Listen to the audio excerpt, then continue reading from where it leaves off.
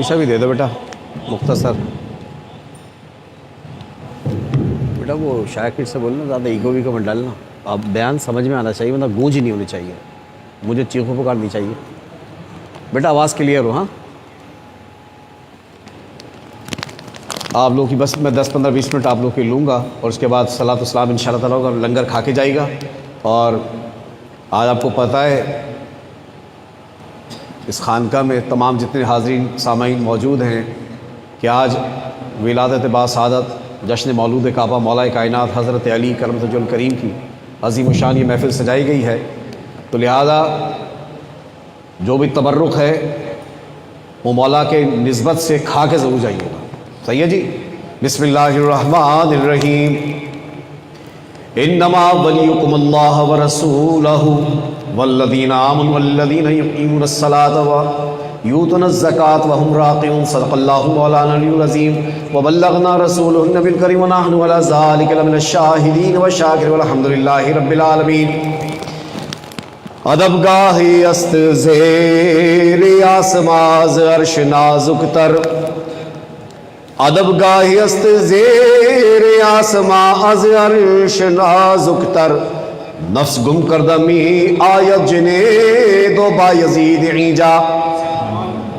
न तख्तो ताज न से मुगार की बात करो, जो खैर चाहो तो खैरुल बशर की बात करो। समझ ना सके जो असरार अय्युकुम मिसली, वो कम नजर हैं किसी दीदावर की बात करो।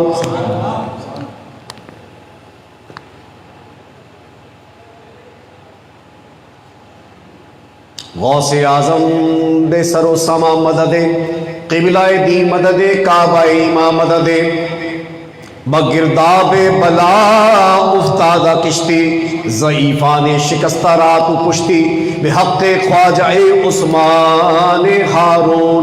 मदद कुन या मुईनुद्दीन चिश्ती, मदद कुन या मुईनुद्दीन चिश्ती, मदद कुन या मुईनुद्दीन चिश्ती। वाजिबुल एहतराम मेरे बुजुर्गों, दोस्तों, साथियों, आप यकीन कीजिए आज हम सब जो भी मोहब्बत करने वाला है पंजतन पाक से, अहले बैत से, उसके लिए आज बड़ा खुशी का दिन है। ये आज खुशी का दिन किसके लिए है? उनके लिए जो मोमिनीन हैं, ईमान वाले हैं। हर किसी की बात नहीं कर रहा मैं। कुरान ने कहा इन्नमा वलियुकुमुल्लाह, बेशक तुम्हारा वली, तुम्हारा दोस्त अल्लाह है। व रसूलुहु, ये रसूल भी तुम्हारे दोस्त वली हैं।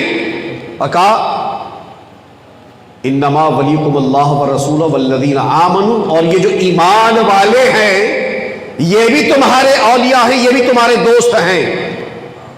इस आयत करीमा में अल्लाह रब्बुल इज़्ज़त ने जो नाजिल फरमाई, इस आयत करीमा की शान नज़ूल यह है कि मौला अली ने इस नमाज की हालत में अंगूठी खैरात की थी, सदका की थी। यानी ये वो हस्ती है, ये वो हस्ती है कि नमाज की हालत भी हो और साइल सवार कर दे। तो ये नहीं कि नमाज पढ़ेंगे फिर जवाब देंगे फिर देंगे, नहीं, है खुदा के रूबरू, लेकिन साइल ने सवाल किया तो इनकार दी, अपनी अंगूठी ऐसे इशारा किया कि ये उतार ले, उसने उतार ली, उसकी हाजत को पूरा कर दिया। ऐसी शान वाली हस्तियां, और पहचान बता दी। इनकी पहचान ये है कि अल्लज़ीना आमनु, कि ये ईमान वाले हैं। अल्लज़ीना युक़ीमुनस्सलाता व यूतूनज़्ज़काता, इनकी पहचान ये है कि तुम इनको देखोगे नमाज को कायम करते हुए, ज़कात को अदा करते हुए, और तुम इनको रुकू की हालत में पाओगे।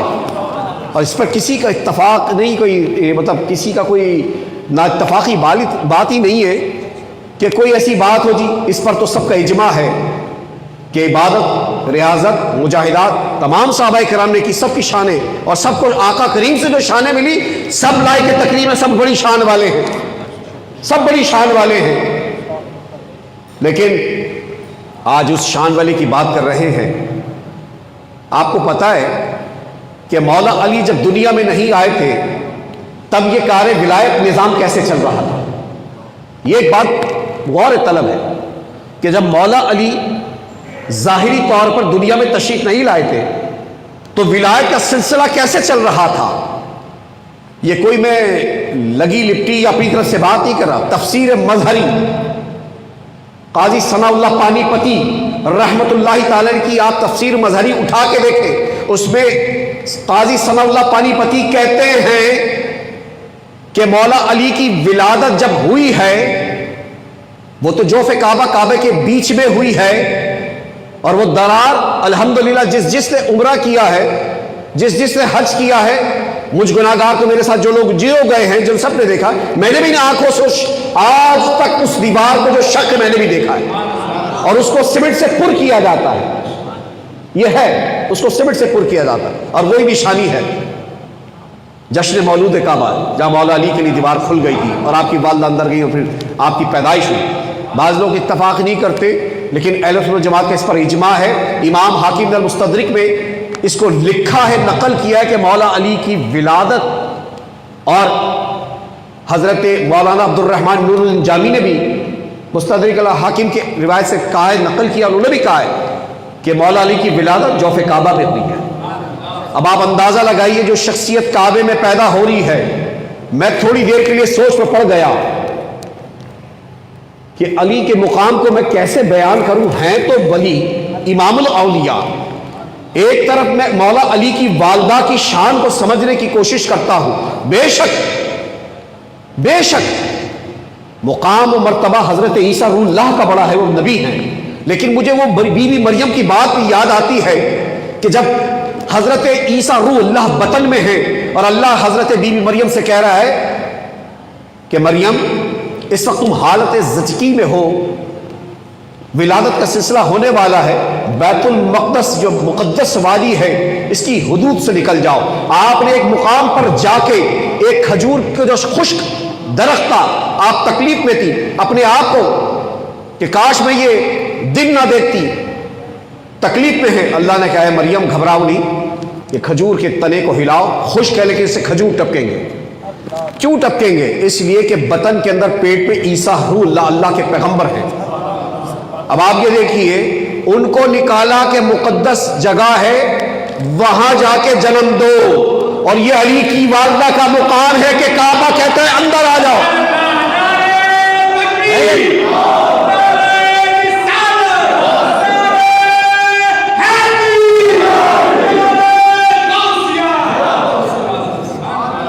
تو بات کر رہا ہوں, غور سے سنیے گا بس. تو سنیے, مولا علی امام الاولیاء ہے, سید الاولیاء ہے, حجت الاولیاء ہے, برہان الاولیاء ہے. سلسلہ ولایت کی آپ سے ابتدا ہوئی ہے. اب ایک سوال پیدا ہوتا ہے, جس طرح ہمارا نبی نبیوں کا نبی ہے, لیکن حضور کی ظاہری ولادت سے پہلے حضور کیا کر رہے تھے؟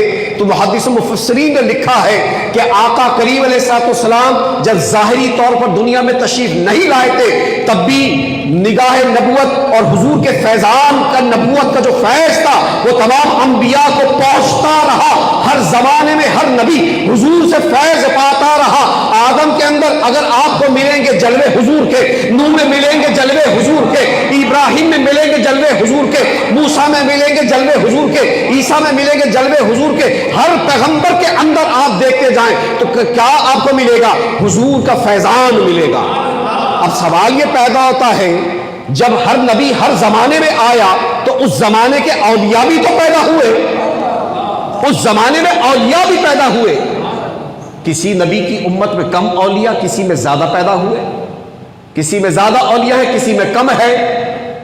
اب سوال یہ پیدا ہوتا ہے, یہ بات تو سمجھ میں آ گئی کہ نبی پاک علیہ السلام آنے سے پہلے بھی ہر نبی کو فیضان بھی دے رہے تھے.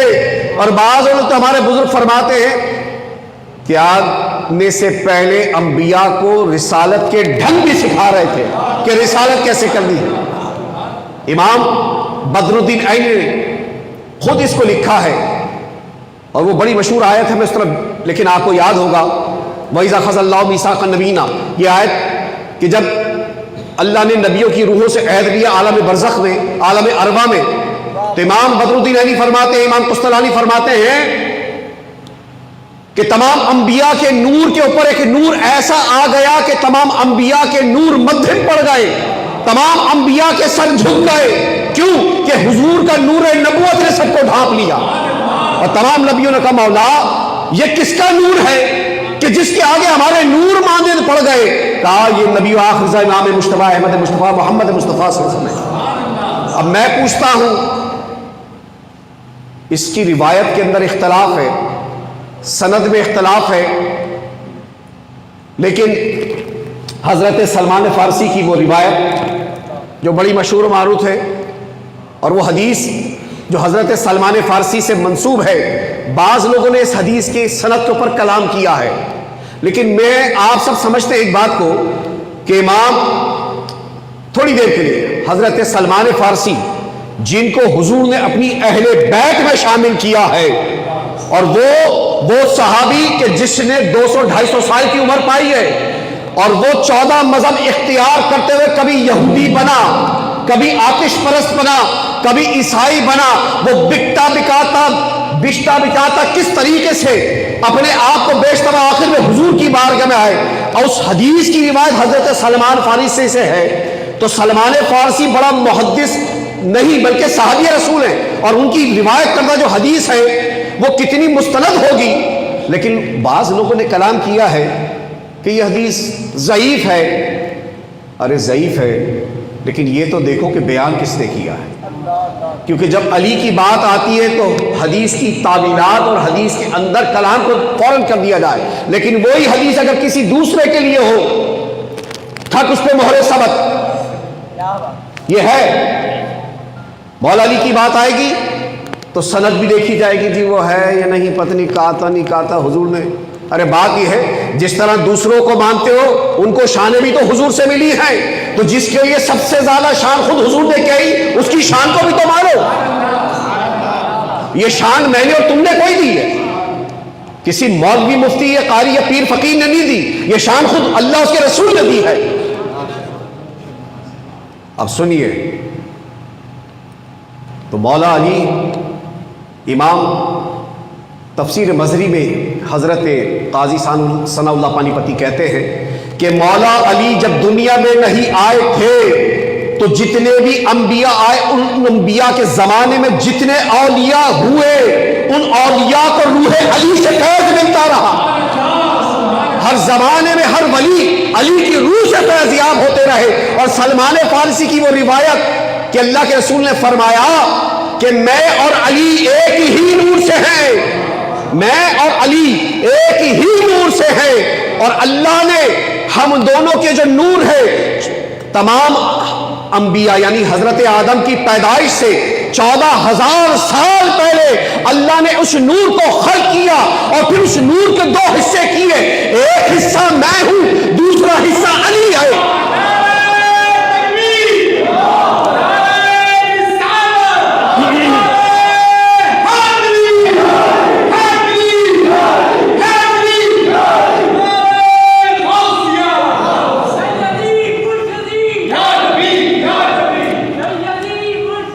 یا نبی یا نبی یا نبی۔ تو جس کو یہاں سے پتہ چلا کہ روح علی سے فیض ملتا رہا، اور سنیے شاید آپ نے سنا ہو لیکن سنیے، تاریخ میں روایتوں میں ملتا ہے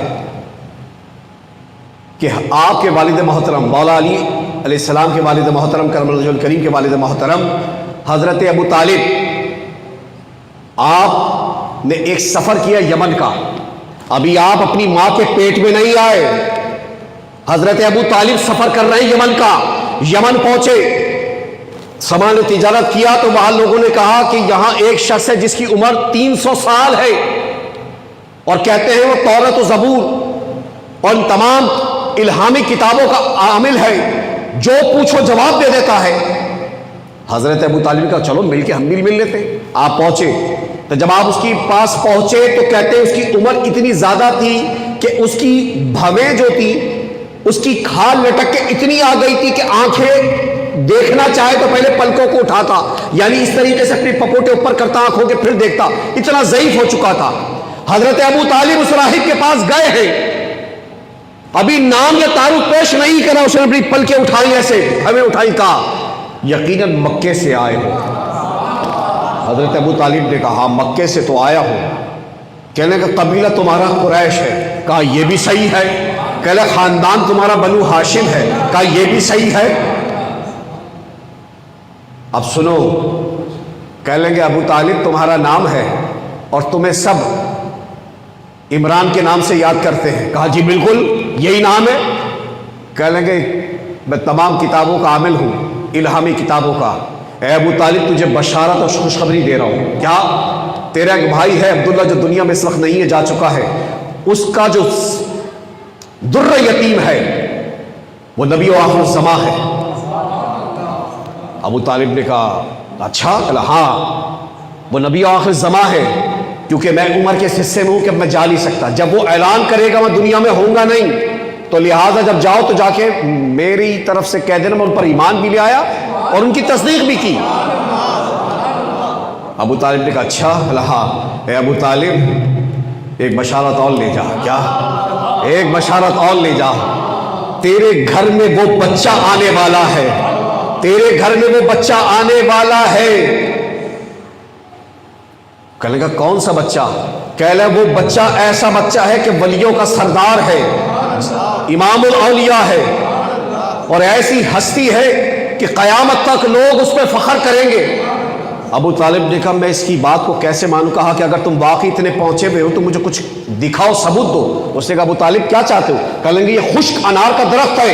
اگر تم واقعی اللہ کے بندے ہو اس زمانے کے دین کے حساب سے تو یہ خشک انار کا جو درخت ہے اسی وقت تر و تازہ, اس میں انار کے پھل لگ جائیں.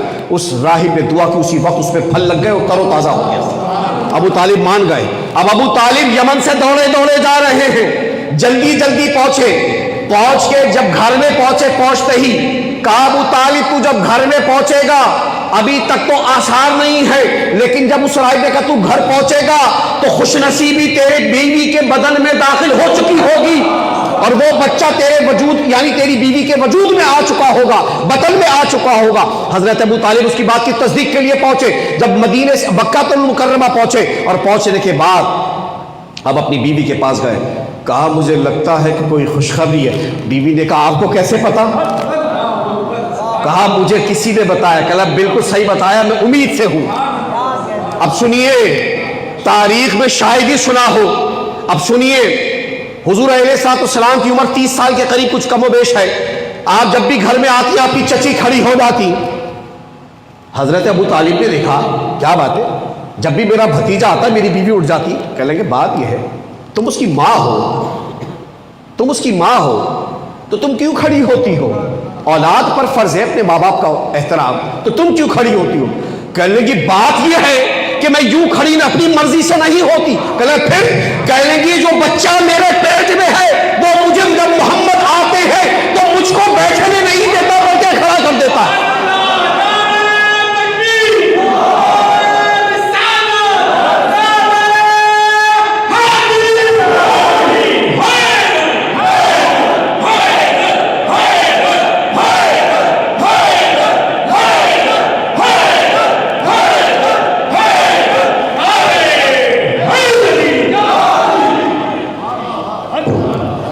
میرے پیٹ میں جو بچہ ہے میں نہیں بھی چاہتی, لیکن یہ ایسا قوت لگاتا ہے کہ مجھے کھڑا ہونا پڑ جاتا ہے.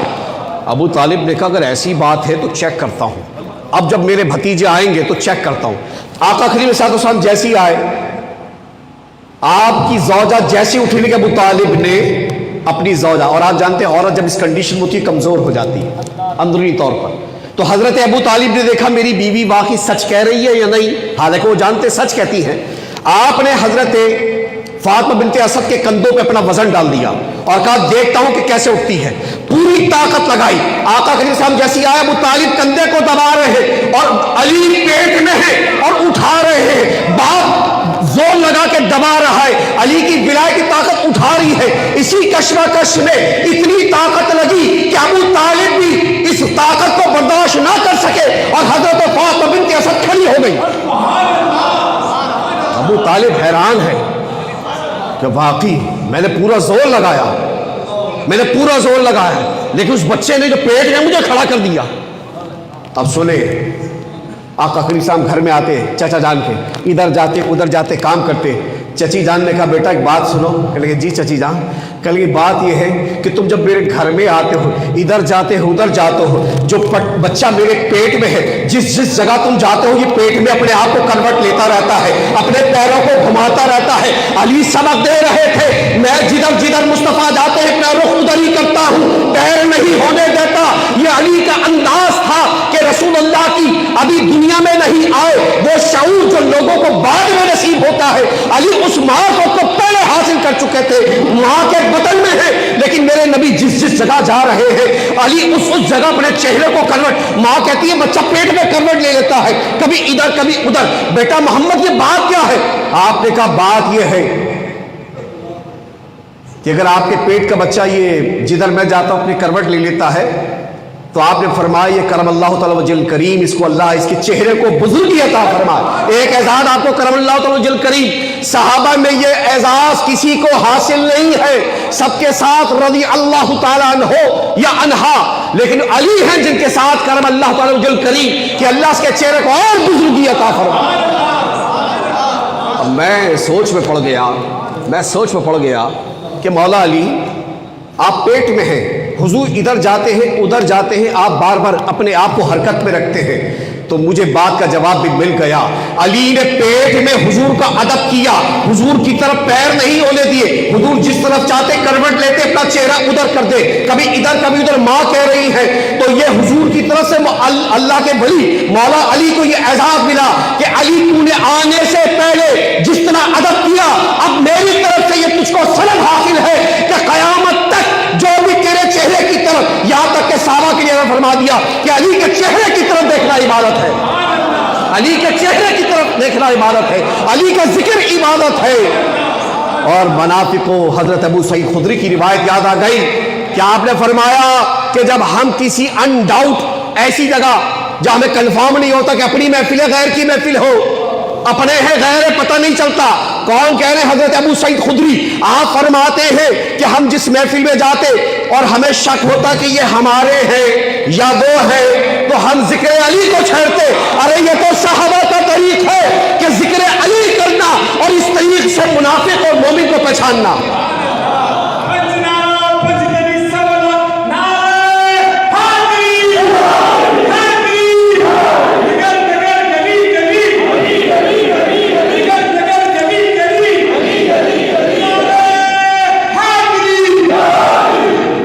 देखिए बात यह है, ये मौजू इतना बड़ा है कि मैं कोई 2-4-5 मिनट में नहीं बल्कि अब 4-5 घंटे भी हम लगे रहे, उलमा बयान कर रहे हैं। बात यह है कि हज़रत इब्ने अब्बास को मुझे बात याद आ गई, 300 आयतें कुरान पाक में, अगर किसी के लिए सबसे ज़्यादा आयतें कुरान में नाज़िल हुई है तो वो अली की ज़ात है। 300 आयतें और सबसे ज़्यादा अहादीस जिसकी शान में वारिद हुई है, इस पर तो किसी का वो बात ही नहीं है। हमने तो ये भी पढ़ा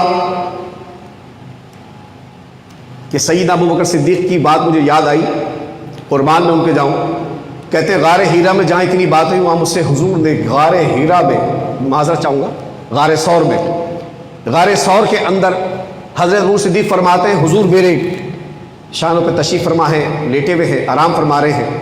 वो सांप का वाक़या भी याद है, सब कुछ याद है। 3 दिन रहे। सईद अबू सिद्दीक फरमाते हैं कि गार में जब हुजूर मुझसे बातें करें, जितनी बातें उन बातों में अली का जिक्र ज्यादा रहा। हुजूर ने कहा सिद्दीक मेरी और अली की हथेली में भी फर्क नहीं है, मेरी और अली की हथेली में भी फर्क नहीं है। एक तवील वाक़िया है जो अहद सिद्दीक अकबर में हुआ था। एक शख्स ने आके कह दिया था कि या सिद्दीक अकबर, आका ने कहा था क्या कि 70 ऊंट दूंगा और सुर्ख ऊंट दूंगा। उससे कुछ ऊंट लिए थे या कुछ सौदा किया था, कहा तुझे उसके बदले में मैं 70 या 100 ऊंट दूंगा, वो दूंगा जो उनकी पहचान ये कि वो सुर्ख होगा। सुर्ख ऊंट सबसे महंगा होता है अरब के अंदर, और फरमान की पहचान की नाक की नकील जो होगी वो सोने की होगी। अब वो आ गए हज़रत अबू सिद्दीक के ज़माने में, वो शख्स आया, उसने कहा वो अल्लाह के रसूल का अमरा विसाल फरमा गए। कहा अच्छा, हुजूर ने तो मुझसे वादा किया था। किस चीज़ का वादा? कि हुजूर ने कहा था 70 ऊँट सुर्ख देंगे या 100 जो भी, अब वो दे। अब उसे देखना मैं तो नहीं दे सकता। क्यों? पहले इसलिए कि یہ حضور کا اختیار ہے، حضور تو ہے نہیں۔ اس نے کہا ایسا ہو نہیں سکتا، اللہ کا نبی جھوٹ بولتا نہیں، اللہ کے رسول نے وعدہ کیا ہے۔ صدیق اکبر نے کہا میں خلیفۃ المسلمین ہوں، خلیفۃ المومنین ہوں، اب میں تمہیں کہاں سے دوں، یہ تو اللہ کے رسول وعدہ کر کے گئے۔ وہ شخص باہر نکلا، جب باہر نکل کے آیا تو چند لوگوں نے کہا کیا بات ہے، تم اندر گئے تھے کیا؟ کہ بھائی یہ بات ہے۔ انہوں نے کہا کام ہے۔ کہا کیا؟ کہ آپ نے اندر فیصلہ سن لیا، ایک ان کے عزیز بھی ہیں، ان کے چچا زاد بھائی، آپ ان کے پاس چلے جائیے۔ کون ہے ان کے؟ کہا حضرت علی ہے۔ حضرت علی کے پاس گئے، کہا رسول اللہ صلی اللہ علیہ وسلم ایسا وعدہ کیا تھا؟ آپ نے کہا بالکل، اور مجھے یاد ہے حضور نے کہا تھا کہ علی فلاں وقت میں ایک شخص آئے گا اور آ کے سوال کرے گا۔ کہا اچھا ہاں، وعدہ پورا ہوگا تیرا؟ اس نے کہا 70 اونٹ سرخ اور سونے کی نکلی کے ساتھ۔ کہا بالکل ایسے ہی ملیں گے۔ اور اس نے کہا تھا ایک اور، حضور نے یہ بھی کہا تھا کہ اپنے ہاتھ سے تجھے میں اشرفیاں یا سونے کی جو بھی تھی وہ اپنے ہاتھ سے دوں گا، اتنا مال غنیمت۔ اب صحابہ یہ پریشان کہ حضور کی مٹھی کہاں سے لائے، حضور کی مٹھی ہتھیلی کہاں سے لائے؟ لیکن ابو بکر صدیق کی وہ مجھے ان کو بات یاد تھی۔ سیدنا ابو بکر صدیق جب معاملہ پتہ چلا کہ کیا بات ہے علی، کیا ہوا؟ کہا یہ بات ہے۔ کہنے لگا یا خلیفۃ المسلمین آپ جو ہے اعلان کر دیجئے، تمام مدینے کے لوگوں کو کل جمع کر لیں، اور کل نبوت کے بعد اگر کسی کو معجزہ دیکھنا ہو تو کل سارے کے سارے آ جائیں، کل خاندان نبوت دکھائے گا آپ کو۔ پورا مدینہ جمع ہو گیا، مولا علی اس کے ایک مقام پہ لے گئے، جنگل کی طرف لے کے سارے مدینے والوں کو گئے۔ آپ گئے، ایک پہاڑی کی جگہ تھی، پہاڑ بنا ہوا ہے، آپ نے جا کے زمین میں ہاتھ مارا اور رسی کھینچی۔ جب رسی کھینچی تو پہاڑ شق ہوا، ایک سرخ رنگ کا اونٹ نکلا، سونے کی ناک میں کی۔ آپ نے ایک کو کھینچا، دوسرے کو کھینچا، کھینچتے کھینچتے 70 اونٹ آ گئے۔ جب آ گئے اس کے ہاتھ میں دیے اور کہا یہ بھی کہا تھا نا کہ اتنا مال دوں گا، یہ لے پکڑ۔ اب اس نے کہا کہ حضور نے تو کہا تھا اپنے ہاتھ سے دوں گا، علی یہ تو آپ کا ہاتھ ہے۔ سیدہ صدیقہ نے کہا نہیں، اس کی گواہی میں دیتا ہوں کہ حضور نے فرمایا تھا کہ علی کی ہتھیلی میری ہتھیلی کی طرح، ذرا بھی فرق نہیں ہے۔ اب مجھے بتاؤ، جس کو دم کا دمی، لحم کا لحمی، جس کے جسم کو اپنا جسم، جس کی نفس کو اپنا نفس، جس کے خون کو اپنا خون قرار دیا ہو، ہم تو سب کی تعظیم کرنے والے، ہمیں تو سب نے سکھایا، ہمیں تو یہ عقیدہ ہی سیدہ صدیقہ اکبر نے دیا ہے، ہمیں کیسے پتہ چلتا؟ اس لیے تو عقیدے ہم صدیقی ہیں، اس لیے تو عقیدے ہم صدیقی ہیں کہ ہم کو ہمارے مولا حضرت صدیق اکبر نے سکھایا ہے۔ ارے میں تو حضور کی محفل میں بیٹھ کے عبادت چلی کے چہرے کو دیکھ کے کیا کرتا تھا، اور صحابہ کہتے ہیں ہماری محفلوں کا انداز کہ ہم اللہ اس کے رسول کے ذکر کے ساتھ ساتھ ذکر علی بھی کرتے تھے، اور اس ذکر کے ذریعے ہم منافق و مومن کو چیک کرتے تھے۔ ارے یہ کہہ رہے بچہ پیدا ہو جائے تو صحابہ کہہ رہے ہم اس کے سامنے، ہمارے اپنے زمانے میں مولا علی حیات کے بچے پیدا ہو جاتے تو بچے کے سامنے ولید کی تعریف کرتے۔ اگر بچہ کھلکھلاتا سمجھ جاتا کہ ماں حلال پیدا کیا ہے، اگر بچے میں منہ چیڑا کرتا ہم سمجھ جاتے ہماری بیوی یا اس کی بیوی نے کوئی منہ کالا کیا ہے۔ تو پتہ چلا یہ خونوں کی وفاداریاں ہیں جو آج علی کے خلاف لوگ کہتے ہیں کہ تم اتنا ذکر کیوں کرتے ہو۔ ارے بھائی، اگر کوئی رافضی ہے اس کو اس کے کھاتے میں ڈالو، لیکن اگر اہل بیت کا ذکر کرنے سے رافضی ہوتا ہے تو یہ بتاؤ ہمارے چاروں امام میں سے کون سا امام بچا ہے؟ امام شافعی کو رافضی کہا گیا، اور انہوں نے تو کہا ہے کہ اگر حضور کی اہل بیت کی محبت میں کوئی دنیا کا سب سے بڑا رافضی ہوتا ہے تو پھر میں سب سے بڑا رافضی۔ ہمارے امام اعظم کو اس محبت اہل بیت کی وجہ سے مارا گیا، امام احمد بن حنبل کو مارا گیا، امام مالک کے ساتھ کیا کیا گیا، لیکن ان چاروں امام نے کہا کچھ بھی ہو جائے اہل بیت نبوت کو نہیں چھوڑیں گے۔ اس لیے تو ہم کہتے ہیں کہ بھائی سب کا ادب کرو، تمام صحابہ کی عزت کرو، ان کے بھی گیت گاؤ، ان کے بھی ایام منتے ہیں۔ الحمدللہ اس خانقاہ میں یہ اعزاز ہے کہ سب کے دن مناتے ہیں ہم، لیکن بات یہ ہے ہمارا ایک اپنا ہے، وجدان ہے، طریقہ ہے، اور جو بات یہ ہے کہ بھائی اب ہم کیا کریں، ہم سب کی عزت پیار کرنے والے لوگ ہیں، سب کی تعظیم کرتے ہیں، لیکن اب مجھے بتائیے کہ اگر دل میں کسی کے علی علی ہے تو اس سے کیا کریں؟ نکال دیں؟ آپ کو پسند نہیں ہے تو کیا نکال دیں؟ بھائی آپ اپنے دل کا علاج کیجئے، آپ اپنی بغض کا علاج کیجئے، آپ اپنی کینہ پروری کا علاج کیجئے۔ وجہ یہ آپ کی نہیں ہے، کیونکہ اگر ماں حلالی ہوتی تو یہ آپ کے ساتھ نہ ہوتا۔ یہ ہماری ماں کے دودھ کی برکت ہے، کیونکہ ہماری ماں نے حلال کیا تو آج اولاد بھی حلال ہی ہے، اس لیے علی علی علی کرتی ہے، علی علی کر رہی ہے، کیونکہ ہمیں ماؤں نے سکھایا۔ اور پھر بھائی جنت کا تمہیں اگر پروانہ چاہیے، جنت کا ویزا چاہیے، تو جب حضور نے کہہ دیا پل صراط میں سے گزرو گے تو مہر کس کے ہاتھ میں ہوگی؟ فرمایا علی کے ہاتھ میں۔ تو بھائی ویزا چاہیے تو مولا سے تو بنا کے رکھنی ہوگی، لیکن مولا کے ساتھ ساتھ شیخین سے بھی بنا کے رکھنی ہے۔ ہم الحمدللہ اہل سنت جماعت، ہمارا اپنا عقیدہ، اپنا یہ معاملہ جو ہے، ہم تو صحابہ کی شان میں جو گستاخی بے ادبی کرتا ہے وہ ملعون ہے۔ لیکن بات یہ ہے کہ اگر اہل بیت کی محبت کی وجہ سے کسی کی مرچیں لگتی ہے، کوئی تکلیف ہوتی ہے، تو بھائی 2 روٹی اور نہیں 4 روٹی کھاؤ۔ لیکن بات یہ ہے، ہم تو اب ہمارے بزرگ تو ایک بات کہتے ہیں، بچے نے ایک بڑی پیاری بات کہی کہ حضرت وہ بعض جگہوں پہ دیکھ کے پڑھنا پڑتا ہے، آج کل حالات ایسے ہیں۔ بالکل بیٹا، لیکن بات یہ ہے حضور نے فرمایا تھا کہ علی جہاں ہوگا حق وہیں جائے گا، تو علی والے بھی وہی ہوں گے جہاں حق ہوگا۔ تو بیٹا حق کے خاطر اس وقت 72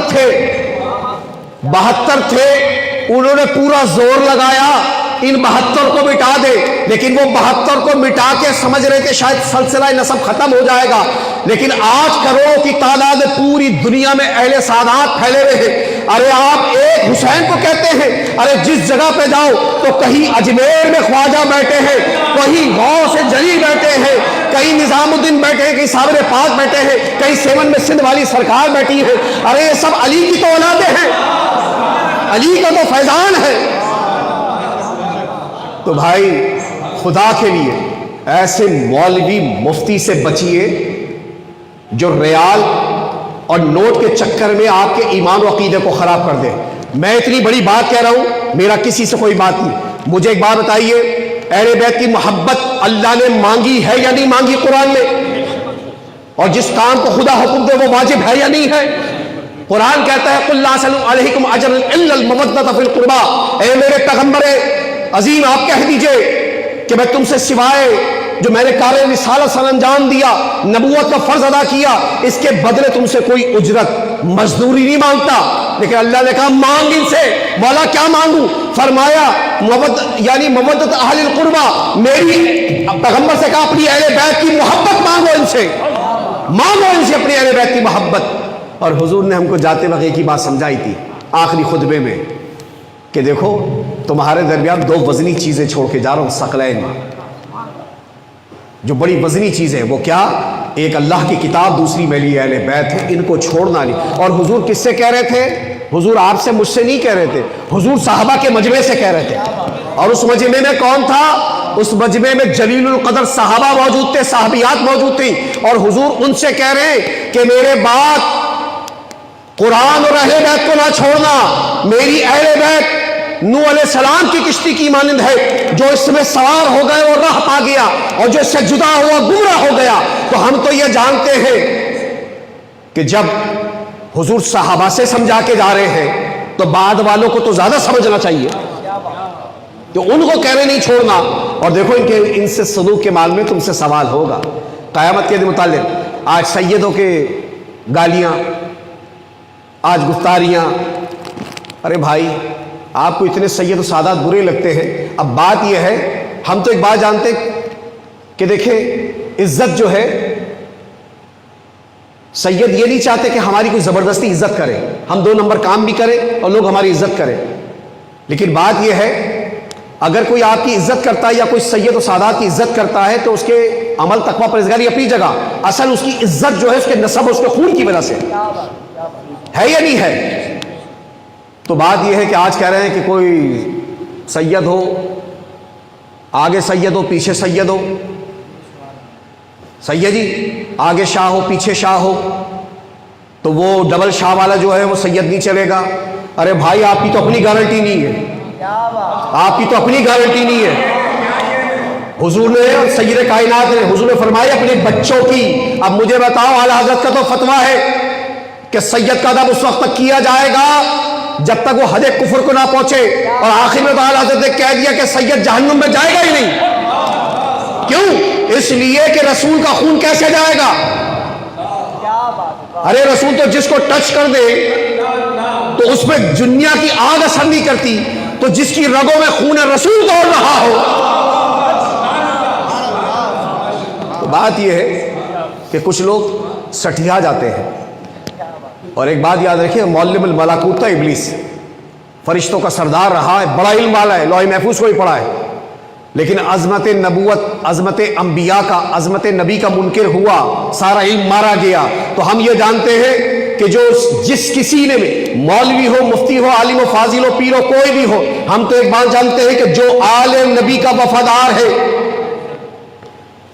صحابہ کے تو ہے ہی، آل نبی کا وفادار ہے اور صحابہ کا بھی وفادار ہے، اس کو ہمارا سلام ہے. اور جو کہتا ہے صرف صحابہ کو مانو، اہل بیت کے لیے کچھ ہوتی، سیدوں کی تعظیم نہیں، تو ایسے مفتی کے لیے ہماری جوتے کی نوک میں اس کا فتویٰ. اس کی عزت تب کریں گے کہ جب وہ حضور کی آل کی نسبت کرے گا تو ہمارے سر کا تاج اس مفتی کو سر پہ بٹھائیں گے. اور جو مفتی حضور کی آل کو اگر بھوکے گا چند پیسوں کے خاطر یہودیوں اور اسرائیلیوں کی گودوں میں بیٹھ کر، تو پھر یہ یاد رکھ لو اس مولوی کی عزت تو ہماری نظر میں کچھ بھی نہیں ہے. ہم تو ایک بات جانتے ہیں کہ جس نے جنید بغدادی، جو غوث اعظم کے سلسلے کا شیخ ہے، جو پیران پیر کے سلسلے کا شیخ ہے، جو حضرت سید علی بن عثمان حجویری کے سلسلے کا شیخ ہے، کون جنید بغدادی جس کو ایمان الطائفہ کہتے ہیں، وہ جنید بغدادی صرف اور صرف ایک سید زادے کی احترام کی وجہ سے اللہ نے اس کو اولیاء کی صف میں کھڑا کر دیا. اور میں نے تو دیکھا ہے کہ گستاخ نے سیدہ کی شان میں گستاخی کی، آج اس کا حشر یہ ہے کہ آج وہ چھپتا پھر رہا، اس کی کوئی عزت نہیں رہی. کیوں عزت؟ مجھے جناب سیدہ زینب کی بات یاد آ گئی. یزید کے دربار میں جب سیدہ زینب نے، یزید نے کہا وہ تو عز من تشاء و تذل من تشاء، کہ عزت و ذلت اللہ کے ہاتھ میں ہے، اس نے تنزیہ یہ آیت پڑھی تو جناب زینب کبریٰ سلام اللہ علیہ نے کہا یزید اگر تو یہ سمجھتا ہے کہ آج ہم کو ذلیل و رسوا کر کے لوگوں کے سامنے کر کے تو یہ آیت کی تشریح غلط کر رہا ہے کہ آج اللہ نے تجھے عزت کی، ہمیں ذلت سے دوچار کیا، ارے آیت تو پوری پڑھ، پوری تو آیت پڑھ. اور علی کی بیٹی خطاب کر رہی ہے، جن کا بچہ ہی پیدائشی خطیب ہوتا ہے، جس میں فصاحت و بلاغت ہوتی. جناب زینب کبریٰ نے کہا وہ تو عز من تشاء و تذل من تشاء، کہ آگے بات یہ بھی تو پڑھ بیدک الخیر انک علی کل شیء قدیر، اسی کے ہاتھ میں بھلائیاں ہیں، وہ جو ہر چیز پر قادر ہے. اے یزید تو نے تو کہہ دیا کہ عزت و ذلت کا مالک اللہ ہے، جانتا ہے بیدک الخیر کیا ہے. یزید نے کہا بتا بیدک الخیر کیا ہے؟ کہ وہ ہاتھ جس سے اللہ عزت دیتا ہے، وہ ہاتھ جس سے اللہ عزت دیتا ہے اور لوگوں کو ذلیل کرتا ہے، وہ ہاتھ ہم اہل بیت ہے، وہ ہاتھ ہم اہل بیت ہے.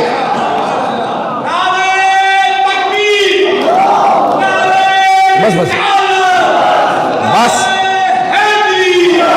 بات یہاں ختم.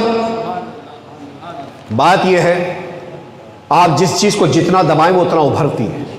اور آپ یہ دیکھیے کسی نے کوشش کی تھی دبانے کی، لیکن علی کسی زمانے میں دبا نہیں ہے.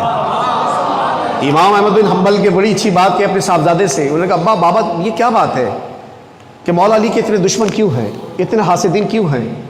کہ وجہ یہ ہے کہ بیٹا علی کے زمانے میں علی کی ٹکر کا کوئی تھا نہیں، علی میں نقص تلاش کر نہیں سکے، علی کے نقص میں تلاش نہیں کر سکے. جب ان کو کچھ نہیں ملا تو کسی کے پیچھے لگ گئے، کسی کے پیچھے لگ کے اس کے ساتھ شامل ہو گئے. کہنے وجہ یہ ہے کہ اگر علی کو خلافت پہلے ملتی تو کوئی مانتا نہیں، صحیح فیصلہ وہ سیدنا ابوبکر صدیق کو چنا گیا. اس لیے کہ مولا علی علیہ السلام فرماتے ہیں کہ عرب کے اندر کوئی قبیلہ ایسا نہیں جس میں بندہ میرے ہاتھ سے مرا نہ ہو. 40,000 آدمی مولا علی اکیلے نے مارے ہیں، تو آپ کا کون چاہنے والا ہوگا؟ ہر قبیلے میں آپ سے جلتے تھے، ہر قبیلے میں آپ کے مخالف تھے.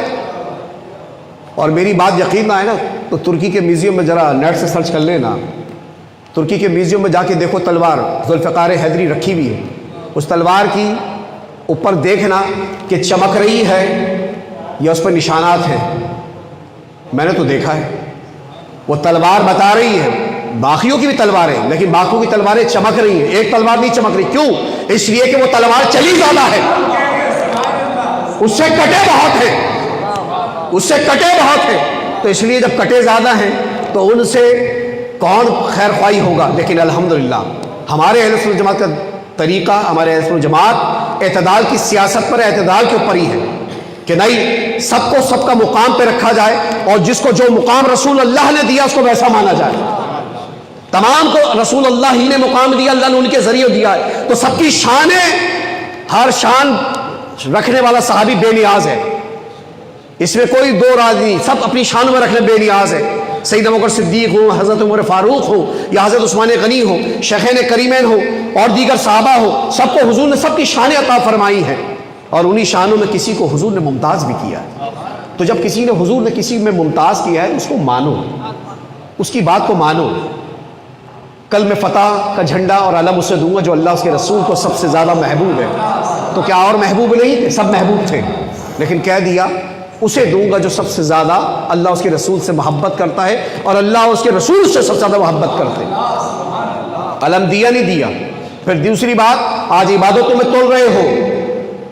میں تو غزوہ خندق کی وہ روایت یاد کرتا ہوں کہ حضور کا فرمان کہ عمر بن عبد ود، وہ کمبخت کافر جو طویل القامت قد اور 7 من کا نیزہ جس کے پاس ہو، 7 من کا نیزہ، اور آ کے جب رسول اللہ صلی اللہ علیہ وسلم کے سامنے غزوہ خندق میں خندق پھیلان کے آ گیا اور حضور کی شان میں مغلظات بک رہا ہے، حضور اس وقت کہہ رہے ہیں ہے کوئی جو اس کو چپ کرائے؟ ہے کوئی جو اس لعین و مردود کو چپ کرائے؟ لیکن اس کے مقابلے میں جائے کون؟ کیوں؟ 90 سال کی عمر ہے اس کی، لیکن 90 سال کی عمر میں اس کی طاقت یہ تھی، کہنے کے گھوڑے کو دوڑاتا تھا تو خود بھی اس کے ساتھ دوڑتا تھا، اور اتنی طاقت تھی کہ گائے کے بچڑوں کے ایک ہاتھ سے اٹھا لیتا تھا. اب آپ اندازہ لگائیں کتنا طاقت، 7 من کا تو نیزہ استعمال کر رہا ہے. تو وہ یہی تو کہہ رہا تھا ہے کوئی آؤ جس کو جنت میں جانا ہو. بار بار علی مولا لیا تھا، یا رسول اللہ نہیں. جب تیسری مرتبہ ہوا تو آپ نے کہا علی جاؤ. اور جب حضور نے اپنے ہاتھ سے تیار کرا، سر پہ امامہ باندھا، ذوالفقار حیدری ہاتھ پہ دی، اور باندھ کے کہا اللہ آج علی جا رہا ہے، آج کل اسلام کل کفر کے مقابلے میں جا رہا ہے. یعنی وہ جو عمر عبد ود تھا وہ ایک طرف پورا کا پورا کفر تھا، اور حضور نے فرمایا آج پورا کل کا کل اسلام نکل کے جا رہا ہے. اور حضور کے فرمان کے مطابق ارے تم علی کی عبادت کو کیا تولو گے؟ علی کے تو ایک بات اتنی بھاری ہے کہ حضور نے فرمایا غزوہ خندق والے دن علی کی ایک ضرب ثقلین کی عبادت سے افضل ہے. یعنی ثقلین زمین و آسمان، جن و انس اگر مل کر بھی عبادت کرے تو علی کی ایک ضرب کا مقابلہ نہیں کر سکتے. ارے جب ضرب کا مقابلہ نہیں کر سکتے تو پھر علی کی شان کا مقابلہ کیوں کرتے؟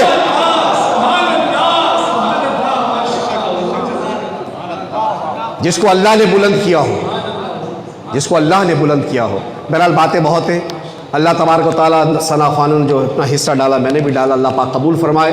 اور اللہ تعالیٰ ہمیں حضور کے اہل بیت سے سچی محبت اور وابستگی، وفاداری، اور سب سے بڑی بات ہے حضور کے اصحاب اور شیخین سے محبت نصیب فرمائے. اور خداوند عالم اولیاء امت کے دامن کے ساتھ وابستہ قیامت کے دن اللہ تعالیٰ ان کے دامن میں اٹھائے. وما علینا الا البلاغ المبین. بیٹا بس سلام پڑھ لو.